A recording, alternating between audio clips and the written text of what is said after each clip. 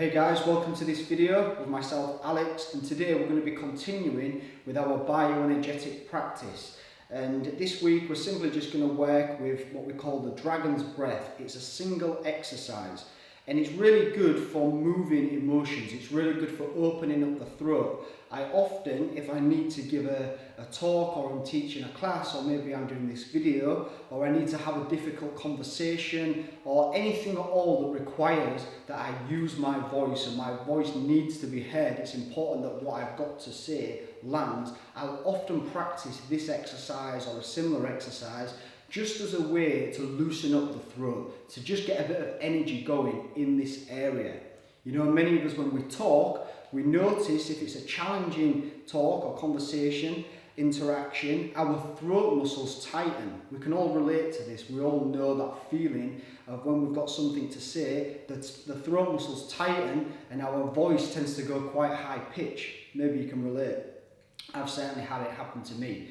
But doing this exercise is one way just to get some energy moving and get the throat more open so you can speak what you need to speak. And the exercise is fairly simple, but I'm going to break it down into steps. We're going to take the feet a bit more than shoulder width apart. I'm not sure if you can see me on the camera there, but my feet are a bit more than shoulder width.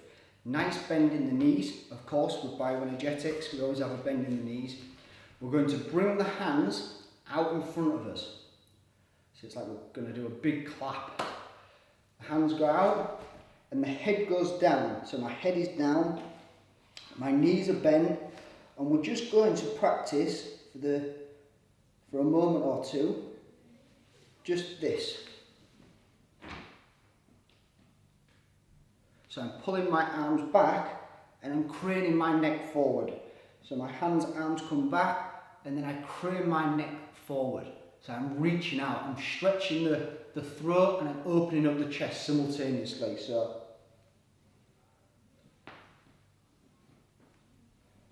And as we do this, the reason we call it the dragon's breath is because we're going to add two more elements, which is we're going to stick the tongue out and we're going to make a grunt-like sound.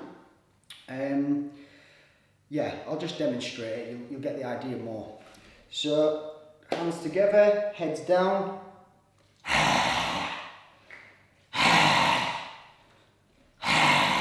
It's called the dragon's breath because it's meant to symbolise a dragon breathing fire, a dragon making some type of sound. Now, when we make this sound, I want you to connect to the belly. This is where we speak from. The more we can speak from the belly, the more potent our words will be, the more effective our communication will be. So it's really important, the best you can, it might be challenging if you've never done this before, it probably will be, but try to make the sound, the breath, from the belly, from this area here, yeah? This big power centre that we've all got. No matter of your story, no matter what you think about yourself, there exists power in this part of you, in all human beings. Head down.